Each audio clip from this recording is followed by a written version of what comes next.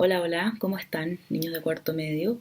En la clase de esta semana, yo creo simplemente que ustedes sean espectadores de lo que yo les voy a contar y de lo que yo voy a hablar ahora en esta clase y que puedan así, después de este empujoncito que yo les voy a dar, seguir leyendo ensayos sobre la ceguera, la novela que debían tener leída para este mes. Es mi gran momento. Siempre estuve esperando esta oportunidad para convertirme en booktuber y hablar principalmente de la novela hermosa o terrible, hermosa y terrible al mismo tiempo, de este autor portugués José Saramago. Eh, lo primero que me gustaría compartir con ustedes y decirles lo que me ha pasado a mí durante esta segunda lectura de la novela, porque yo ya me la había leído una vez y la otra vez como que la había ojeado para recordarla y esta vez me la volví a leer y porque encontré que era un momento adecuado para leerla y en realidad porque se me había olvidado un poco algunas cosas y ahora las volví a recordar. Lo primero que me gustaría que ustedes tuvieran súper claro con respecto a esta novela es que estamos hablando de ficción, ¿ya? Y por más que creamos que existe una relación entre la ficción y la realidad, ¿ya? Siempre lo va a existir, porque siempre las obras literarias van a intentar ser representaciones de la realidad. Eh, lo que vemos en las películas o lo que leemos en las novelas no pasa literalmente en la realidad, ¿ya? No podemos creer ingenuamente que todo lo que leemos va a pasar en la realidad y no podemos leer un libro buscando solamente identificarnos con aspectos de lo real, ¿cierto?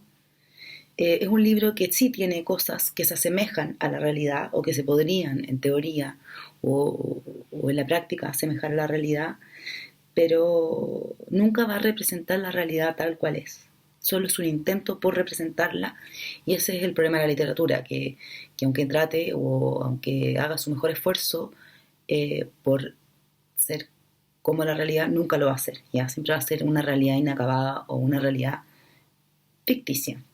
Se lo digo para empezar, para que no tengan miedo de leer un libro como este en estos momentos, porque el libro claramente tiene un tema que es una pandemia, porque el libro no es una profecía o algo así, simplemente es una novela o un intento de novela, un ensayo, ¿ya? Por eso incluso se llama ensayo, porque es un intento de, ¿ya? Ni siquiera es una novela completa. El fin de la novela o al final, cuando lleguen al final, se van a dar cuenta que quedó como ahí, abierto, ¿ya? Es un final abierto. Y es un final en que la pandemia se acaba, ¿ok?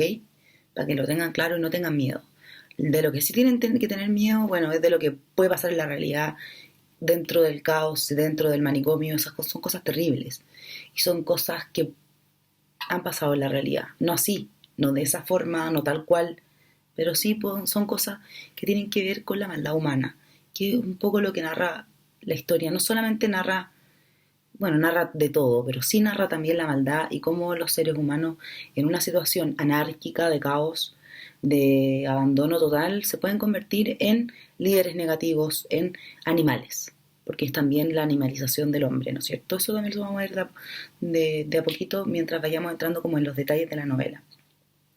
Pero lo primero que sí tienen que tener claro, por favor, no piensen que la novela es una profecía de lo que va a pasar ahora con el coronavirus, porque son dos cosas muy distintas, ¿ya?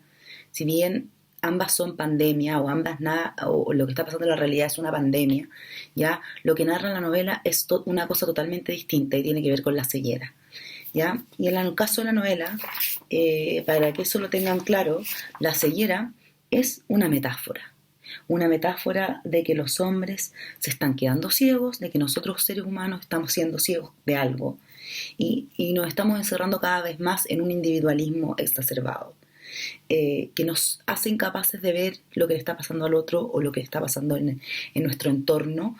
No somos capaces de ver qué es lo que está pasando más allá de nosotros mismos, ¿cierto? ¿Qué significa perder la vista y que nadie vea? Y esto es importante. ¿Qué significa perder la vista y que nadie pueda ver ya el alcance de las acciones que tú realizas? Ya que nadie pueda juzgarte por las acciones que tú haces, porque nadie te está viendo. Que todos estén ciegos significa la libertad de ser, ¿ya? No quiero decir un garabato, pero algo similar a un garabato. Piensen en eso, en un adjetivo, similar a un garabato, el peor de todo, ¿ya? Sin que nadie te diga que estás haciendo algo malo, sin que nadie te pueda juzgar por la embarrada que estás mandando. Eh, el tema de la ceguera, de que esto sea un mal blanco, que no está acompañado de una ceguera como común, sino una ceguera extraña, que te ataca como una luz, eh, simboliza varias cosas, ¿ya? ¿Qué simboliza el hecho de ver y de que nosotros tengamos la sensación de ver? ¿Qué simboliza para el orden que las personas dejen de ver, ¿ya? Y es por eso que tienen que entender que aquí la metáfora con la ceguera es clave, ¿ya? Nos están diciendo que nos estamos quedando ciegos, sí, nos están diciendo que el hombre está ciego o que el hombre se ha individualizado tanto que es incapaz de ver más allá de sí mismo, ¿ya? Y que también, bueno, les voy a poner un video, ¿ya? De lo que menciona el autor sobre la metáfora que a él se le ocurrió. Y eso está interesante que lo vean. Así que lo voy a dejar ahí puesto para que ustedes lo vean y lo podamos comentar. Bueno, se podría hablar de ese personaje, es una mujer, ¿eh?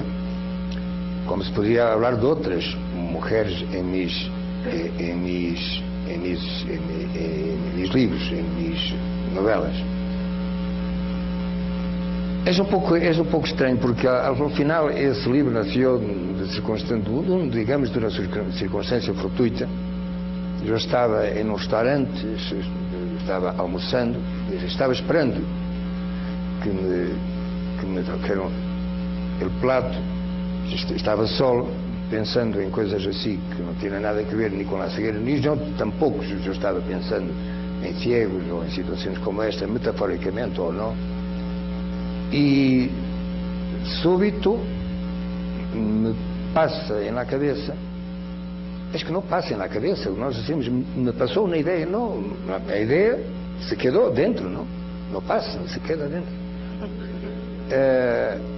E era este, e se nós outros fôramos todos ciegos? Estranho. E no minuto seguinte ou no segundo seguinte, eu estava contestando a la pergunta. Pero nosotros estamos todos ciegos. Bueno, este es el embrión, la pequeña semilla de donde nació la novela. No vale la pena ahora estar aquí porque hay cosas más interesantes quizá para tratar. Pero yo llego a la mujer del médico. Mi idea era que todo el mundo se quedaría ciego, com as consequências que el hecho de que haya una excepción no cambia nada, porque las consecuencias son las mismas. Quienes aquí han leído el ensayo sobre la ceguera saben que en poco tiempo esa sociedad o ese país o ese pueblo o el mundo entra inmediatamente en el caos. Y esa mujer, que para mí, cuando yo empecé a escribir la novela, no había, era una más. Cuando la ambulancia va a la casa del médico para llevarlo al asilo, donde están concentrando los ciegos, a ver si la epidemia nos expande, la mujer baja con la maleta, que tiene la ropa de su marido, porque ella no sabe qué es lo que va a ocurrir, porque lo van a llevar, y en el momento en que el marido entra en la ambulancia, ella entra.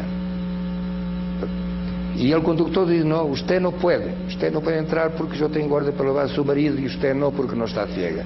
Y ella contesta, mintiendo, diciendo, no, tiene que llevarme a mí porque yo cegué ahora mismo. Si en ese momento alguien me preguntara, ¿y ahora qué es lo que usted va a hacer con esta mujer? Yo no sabría. O entonces, probablemente yo diría, no, probablemente en el capítulo siguiente, pues, cegará. Pues en el capítulo siguiente yo me di cuenta que esa mujer no podía cegar. Y no podía cegar por la misma razón que el memorial del convento, Brimunda, está condenada. Brimunda está condenada a ver lo que os demás não podem ver. E esta mulher está condenada, como ella mesma lo declara, ella ha sido la que nació para ver el horror.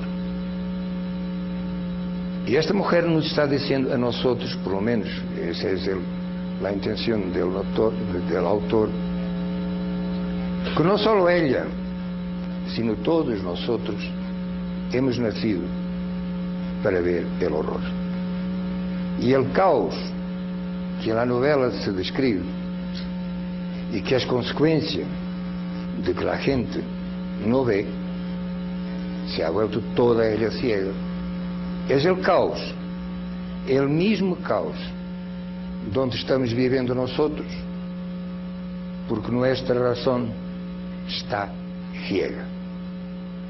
La metáfora, porque en la novela la ceguera es una metáfora, la metáfora de la ceguera y de una ceguera blanca que no tiene nada que ver con la ceguera, que tampoco, a veces pensamos que la ceguera es la oscuridad total. No, se puede no ver y estar, es decir, la ceguera es sencillamente no ver. Y eso no significa que entre nosotros y las cosas y las personas hay una especie de noche, una noche negra que no deja pasar allá de. No, es sencillamente no ver. Entonces, lo que el ensayo sobre la ceguera intenta decir es que nosotros todos estamos ciegos. Ciegos porque, aunque dotados de um instrumento ou de lo que seja, atributo, acessório, lo que seja, a que llamamos razão, pues usamos a razão contra a vida e não la usamos para defender a vida. E alguma vez eu he dicho que nós que somos criadores e inventores de máquinas, de obras de arte, de todo isso. Nada disso existia antes em la natureza. E, por lo tanto, ha sido necessário o ser humano para criá-las, imaginá-las, criá-las, construí-las. Pero hemos inventado algo mais que não existe na natureza. Nós hemos inventado a crueldade. O ser humano, a espécie humana, inventou a crueldade. A crueldade não existe na natureza. Um animal mata outro animal para comê-lo, para alimentar-se, porque agora mesmo, nós outros estamos aqui, não temos que matar conejos, nem galinas, nem pollos, nem vacas, nem nada. Temos uma suerte extraordinária, não temos que matá-los, mas vamos a comê-los, não? Então, agora mesmo, neste momento em que estamos, estão sendo muertos milhões de animais no mundo para que nós podamos viver. E isto não é uma crueldade, isto é uma necessidade que não se pode evitar. Pero a crueldade é outra coisa. Crueldade seria que para matar um pollo seria torturá-lo antes. Pero isto de la tortura e de la crueldade não está dizendo algo em vuestras consciências algo? Não é o que está passando no mundo? Não nos estamos torturando uns aos outros? Torturas de todo tipo, mas hablamos da tortura directa, essa que vai contra o corpo e contra o espírito. E para isto, desgraciadamente, se necessitava a razão. Chegamos a uma conclusão completamente que parece disparatada. Es que el instinto sirve mejor a la vida que la razón. Y no puede ser, claro, porque el instinto es algo que no cambia. Y la razón es el factor, es el agente de un cambio, de cambios sucesivos. ¿Y qué hacemos? Es decir, no podemos usar la razón a favor de la vida. de la vida, sencillamente de la vida. Pues sobre esto probablemente es que hace de mí digamos, para usar la culpa, no la tengo. Él es que ha dicho que yo soy un filósofo. Pues entonces, si él lo dice, yo intento serlo. Y reflexionando sobre esto, es como si lo fuera, finalmente. Maestro, es evidente que... Lo segundo, elementos de la novela. Esta novela gira en torno a una pandemia, ¿no es cierto?, que tiene que ver con una ceguera blanca. Y esta pandemia, ya esta enfermedad contagiosa de la ceguera, no tiene ni una causa, ni una explicación, y en verdad durante toda la novela jamás se entrega, ojo, esto es una alerta de spoilers, ninguna explicación a lo que está sucediendo, ¿ya? El contagio es como casi ilusorio, como ficticio, como una especie de que el mundo entra en caos y ese caos no tiene ninguna explicación, ninguna explicación lógica, ninguna explicación racional, ¿ya? Es un caos casi psicológico. Pero claramente, y esto nunca se les puede olvidar, además hay un personaje que fuera de toda lógica queda inmune, ya no cae nunca ante este mal, y este personaje en el fondo sirve como testigo, en el fondo presta sus ojos para que los demás vean, ¿ya? Y también nos presta en cierto modo los ojos para que nosotros como lectores podamos entender lo que está pasando en la novela, porque si es que no hay nadie que lo vea, entonces no está pasando nada, o sea, nadie podría contar la historia. Es también un poco el hecho de que un personaje pueda ver, juega un poco también con el tema de la verosimilitud del texto, ¿no es cierto? ¿Cómo nos están contando esto si no hay nadie que lo vea? ¿Ya? Y en este caso, bueno, el personaje que lo ve se convierte un poco en un testigo de un horror, ¿ya? Y de un caos, que no sabemos si es que en verdad es una bendición para ella o yo creo que finalmente también termina siendo una condena, los hechos horrorosos que ella tiene que ser y presenciar, ¿ya? Durante el desarrollo de los acontecimientos, esta mujer, que es la mujer del médico, que es un personaje principal según yo, se transforma en una especie de guía de los personajes. Es una guía, es un testigo, es el canal por el cual nosotros tenemos para poder observar lo que está pasando en la novela. Y por otro lado, su vida es muy difícil porque además tiene que ocultar que ella puede ver, porque en el minuto en que alguien sepa, o alguno de los malos de la novela, sobre todo de los malos que hacen cosas horribles cuando están en el encierro en el manicomio, si alguno de ellos logra darse cuenta que esta mujer ve, la van a tener o de Perkin o probablemente la maten, ¿ya? Porque no es como ellos o porque es distinta. Entonces ella tiene una gran responsabilidad sobre sus hombros, que es la responsabilidad de, en el fondo, guiar, ser sostén de todas estas personas que ella quiere, que son estos 6 personajes importantes o 5 personajes importantes, niños, Trábico, la señora de la gafa oscura, su marido, el hombre de la venda negra, ¿cierto? Entonces ella empieza a ser sostén y guía de estos personajes. Tiene un papel importante y una responsabilidad grande, ¿ya? También ella, bueno, a lo largo de la novela, no quiero hacer tanto spoiler, porque sé que la está leyendo todavía, porque es una novela larga, y no una novela que se lee en 2 segundos, sé que la está leyendo todavía, pero durante la novela ella va a tener que cometer ciertos actos que están fuera o en contra de la ética. Ella va a tener que hacer o realizar ciertas acciones en pos de salvar, ¿ya? A estos seres que quiere o de los que está encargada ella de cuidar, ¿ya? Quiero que se fijen en eso cuando lean, que vean qué acciones cometió ella, que pueden ser acciones éticamente reprobables, condenables, porque si bien ella trata de ser un personaje, una heroína, en cierto modo, porque es una heroína, resiste toda la novela, y bien, por otro lado, ella sí comete actos o acciones reprobables, y yo creo que se fijen en eso cuando lean, ¿ya? También, bueno, los que leyeron la novela al principio, ¿cierto? Hay varias acciones reprobables. Está la imagen de este ladrón, ¿no es cierto?, que le roba el auto al ciego y que después se queda ciego, que es como una especie de karma. Pero también hay un momento que me encanta, que dicen que se reflexiona sobre qué pasa si el tipo que quedó ciego al principio en el semáforo hubiera aceptado la ayuda del ladrón de autos y en vez de decirle que se fuera, le hubiese dicho que lo acompañara porque él se ofreció a acompañarlo hasta el final. Pero el tipo, como porque se sentía avergonzado o que no quería que entrara a su casa y le daba miedo, no lo dejó entrar. Y por eso se da a entender que tal vez si lo hubiese dejado entrar a su casa y hubiese sido más amable con esta persona que lo quería ayudar, él no le hubiera robado el auto. Pero después, de todos modos, el tipo como, o sea, da a entender que en cierto modo hay un karma, porque, bueno, el ladrón es un poco extraño y trata como de aprovecharse de la situación y de tocar a la mujer y la mujer le entierra el tacón, ¿cierto?, en la rodilla.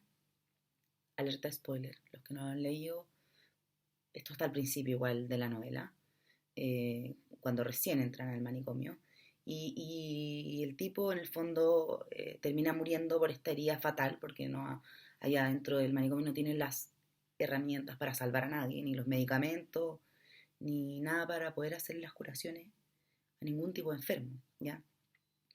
Eh, Eso. El otro que hay que reflexionar sobre el obrar del gobierno y los militares. ¿Ya? Quiero que se fijen en eso cuando lean la novela. Eh, eh, ¿Es una buena forma la que se narra en el libro de tratar una pandemia?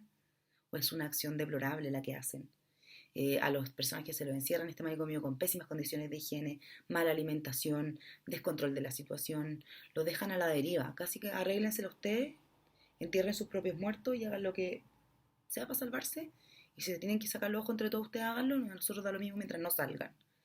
Encuentro que es una pésima formadora. ¿Ya? Eso. Según yo, y para que lo sepan desde ya, para que no les dé miedo ni pena leer esta novela, ¿ya? Según yo, es una novela pesimista, retrata lo peor de la sociedad. Y sobre todo como a lo que puede llegar el hombre cuando se ha animalizado por completo, ¿ya? Muchas veces a los personajes se los asocia como con los perros, con el tema de oler, de olfatear. Mira, les voy a leer una cita que, que tiene que ver con los nombres también. Los personajes no se les pone nombre. El nombre es como un modo de caracterizar al ser humano. Y aquí dice, ni siquiera se nos ha ocurrido preguntarnos nuestros nombres. ¿Y para qué? Ningún perro reconoce a otro perro por el nombre que le pusieron. Identifica por el olor y por él da a identificar. Nosotros aquí somos como otra raza de perros. Nos conocemos por la manera de ladrar, por la manera de hablar. Lo demás, rasgos de la cara, color de los ojos, de la piel, del pelo, no cuenta. Es como si nada de eso existiera. Yo veo, todavía veo, pero ¿hasta cuándo? ¿Ya? Estos seres humanos, entonces, contagiados por este mal blanco, son encerrados y entregados a la animalización total, ¿ya? Y esa animalización, y ojo con eso, saca, según lo que yo creo, un poco, porque esto es un poco mi visión, saca el peor instinto animal que hay en el ser humano, ¿ya? Porque no hay que olvidar que nosotros somos animales, en cierto modo, somos animales racionales, ¿ya? Y la racionalidad, la lógica, está muy ligada a la vista. Si nosotros perdemos la vista, en cierta manera nos quedamos encerrados. Y eso tiende un poco, el encierro, ¿ya? Tiende un poco a la animalización. Porque nosotros no sabemos cómo ven los animales, ¿cierto? No sabemos si ven, en qué colores ven, cómo ven, qué es lo que ven, ¿ya? Y en el fondo, a ver, no estoy diciendo que los animales sean malos, ojo con eso. Estoy hablando del instinto animal. Y el instinto animal tiene que ver principalmente en situaciones extremas. Cuando hay un pedazo de carne en la mitad y los dos animales tienen que comer, cuando hay una hembra en la mitad y los dos animales quieren aparearse, ya ahí hay pelea segura, ya. Y el animal no piensa en las consecuencias, ya, como matar o morir. No sé, los que han leído La llamada a la selva o libros como El colmillo blanco, ya, que que son libros hermosos, pero que te están mostrando también la crueldad que hay en los animales, ¿cierto? Que es una crueldad, bueno, y es lo que te lleva a cuestionarte de si es que la naturaleza es buena o no, ¿cierto? Es lo mismo que ustedes pensaron cuando vieron, cuando leyeron, no sé si vieron la película, pero, o leyeron el libro El Señor de las Moscas, ¿cierto? Que ahí también está esa cuestión, ese cuestionamiento.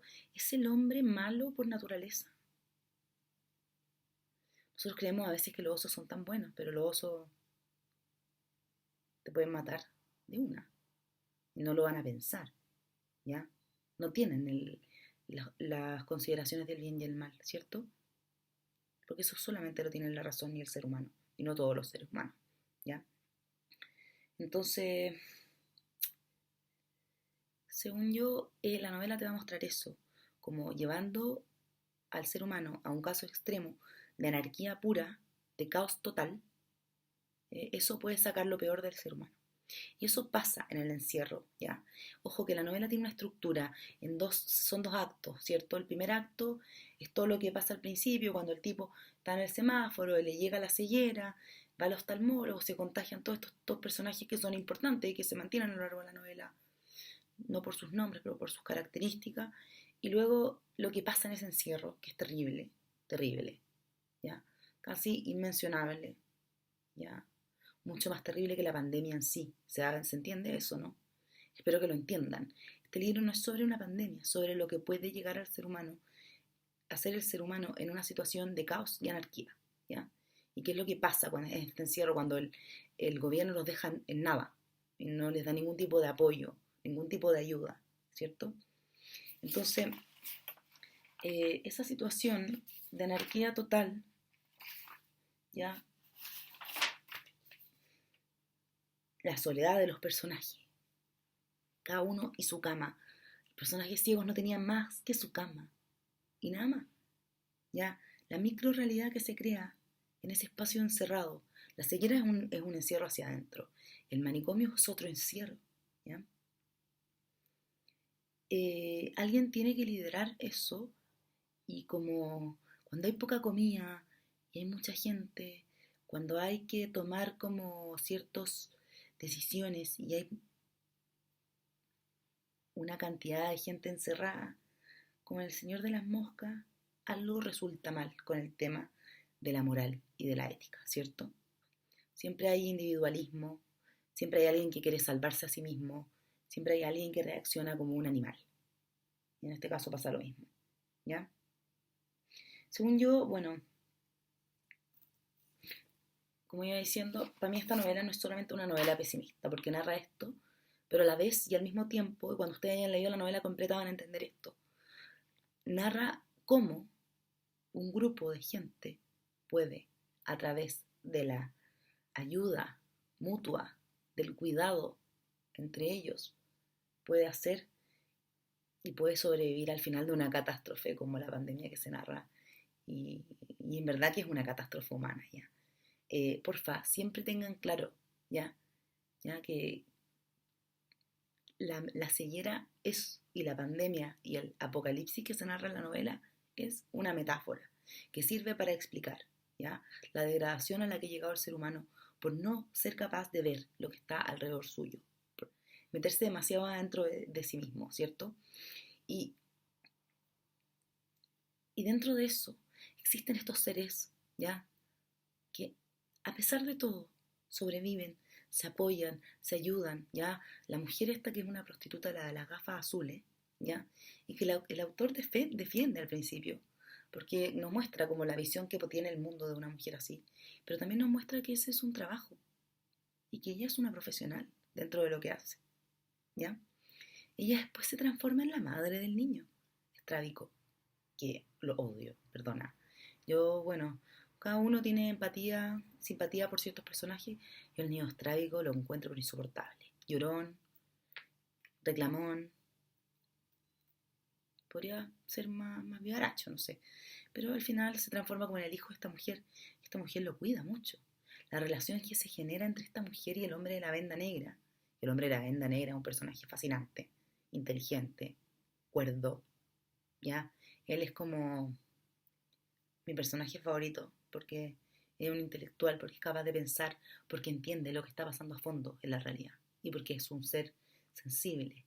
Cuando se conecta con esta mujer en una relación de amor, que probablemente solo iba a durar lo que durara la desesperación de estos personajes por salvarse, es maravilloso. Se lo recomiendo, por favor, terminen de leer esta novela, porque para mí es una novela hermosa, preciosa, ¿ya?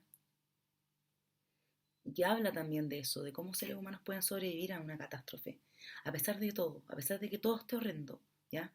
Hay momentos bellos de la novela, yo los voy a nombrar los que más me gustan a mí. Por ejemplo, cuando está lloviendo y cuando salen ya del lugar terrible, y está lloviendo, y esta mujer necesita ir a buscar las provisiones para comida, y cacha que están todos los lugares tomados, por cierto, no existen las casas ya. La gente entra a las casas, sobrevive un rato ahí, y después cambia de lugar, o tampoco hay tiendas, la gente vive dentro de las tiendas, como que deja a toda su familia, este grupo de gente que se transforma casi en su familia, ¿cierto? En este lugar y va a buscar comida porque necesitan comer. Y cuando va a buscar comida se pierde. Cuando se pierde, se desorienta. Queda la embarrada, porque imagínate estos grupos de gente sin la mujer que ve. No sobrevivirían. Ninguno de los ciegos sobreviviría sin esta mujer. Y de repente, así como una magia, aparece un perro que tú crees que se la va a comer, porque ya anda con pedazos de carne, y un perro hambriento en un momento en que una mujer va con la comida, con pedazos de carne, cosas que huelen. El perro se acerca, la mujer se pone a llorar de miedo, de dolor, de impotencia, y este perro le languetea la cara. Y se transforma en un perro guía también. Ese momento para mí es un momento hermoso. Y otro momento lindo es cuando ya están en la casa del médico, creo, o de uno de los personajes. No me acuerdo si era el primer ciego o el médico. Y empieza a llover. Y las mujeres están lavando la ropa afuera. Y se empiezan a mojar. Empiezan a recibir la lluvia como una especie de purificación y de limpieza, ya porque están todos cochinos, obviamente, en algún momento de la novela. Y esta limpieza es una purificación femenina de unión hermosa. Ese es mi segundo momento favorito de la novela.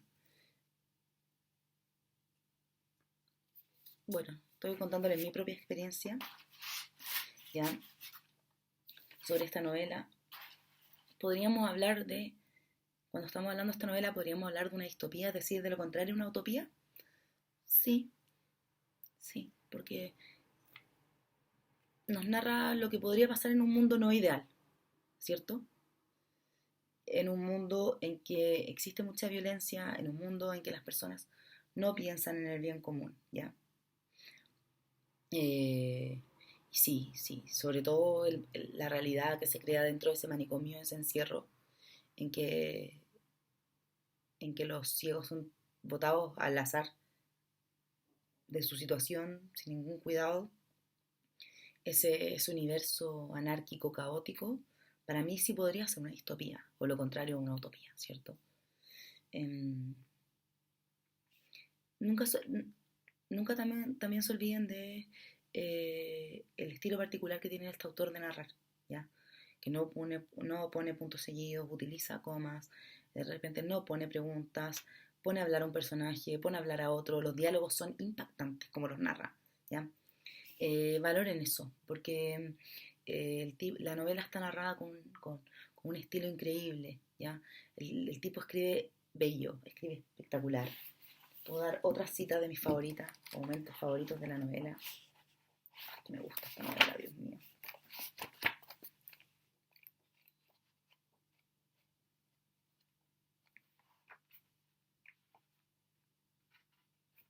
Me encanta este momento cuando dice: cuando no queremos mostrar nuestra debilidad, decimos bien, aunque nos estemos muriendo. A esto le llama el vulgo hacer tripas corazón, fenómeno de conversión visceral que solo en la especie humana ha sido observado. Nada, y bueno, los dejo desde ya invitados a que sigan leyendo esta novela y a que me escriban, ¿ya? Me escriban a mi correo, me escriban a mi WhatsApp, ya durante la semana si tienen dudas de la lectura, si se encontraron con un momento o una situación que les generó algo, eh, Si sintieron miedo, escríbanme, lo conversamos. Ya, yo cualquier cosa que ustedes tengan, una inquietud, una duda, deseo de conversar sobre la novela, si es que quieren desahogarse conmigo, yo voy a estar pendiente a sus preguntas y te lo juro que se las voy a responder. Para mí es riquísimo, ya, es exquisito poder comentar la lectura o mi lectura de esta novela con ustedes, así que estoy totalmente abierta a todas sus dudas y preguntas. Quería dejarlos libres esta semana y que solo tuviesen que ver mi clase sobre la novela. No quise hacer muchos spoilers, no quise hablar del final, porque lo voy a preguntar en la prueba. Pueden buscar un resumen, lo que quieran, pero eso no... Mira, la información que hay en internet eh, es bien mala, ¿ya? Y yo creo que nunca van a llegar al nivel de reflexión que yo les voy a pedir si que ustedes buscan solamente esa información. Lo otro es que cuando estén aburridos o tengan que hacer otra cosa, manualidades, o pueden escuchar el audiolibro, está en YouTube, ¿ya? No estoy en contra de los audiolibros. Yo a veces lo hago, me pinto la uña y me pongo el audiolibro. O voy en el taco cuando podía salir y me pongo el audiolibro. Así que también les recomiendo esa otra opción porque es como un libro muy largo y tal vez les quite mucho tiempo, ¿ya? Pero supuestamente ya tendrían que tener avanzado harto del libro, ¿ya? Eso. Chao.